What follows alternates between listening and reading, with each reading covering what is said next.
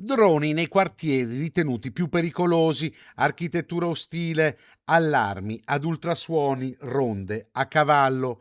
Questi alcuni dei punti del programma per la sicurezza presentato dallo staff padovano di Futuro Nazionale. Noi pensiamo che la normativa attuale preveda tutto quello che noi abbiamo indicato, cioè l'obiettivo nostro è far sì che il sindaco non si possa più lavare le mani della sicurezza dicendo che è competenza assoluta del Viminale, del Ministero degli Interni, ma il sindaco deve essere per forza di cose, perché le norme, le leggi lo indicano chiaramente, deve essere parte attiva, parte principale della sicurezza in una città. Non solo tecnologia nel programma che dà il via alla campagna elettorale futurista, tra le proposte anche quella di andare oltre alle zone rosse e di istituire zone gialle, oltre ad utilizzare lo strumento del DASPO urbano.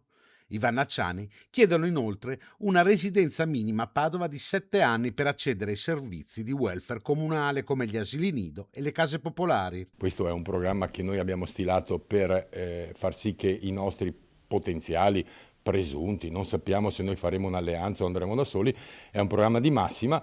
Poi quando lo applicheremo, vorremmo applicarlo, quando diventerà parte integrante del nostro programma di governo di Padova, valuteremo con attenzione, con più attenzione di quanto abbiamo fatto adesso determinati aspetti e li renderemo in linea del tutto al 100% con quelle che sono le normative. È iniziata la campagna elettorale di Futuro Nazionale, che non sa ancora se nel 2027 sosterrà la corsa del centrodestra o farà una volata solitaria.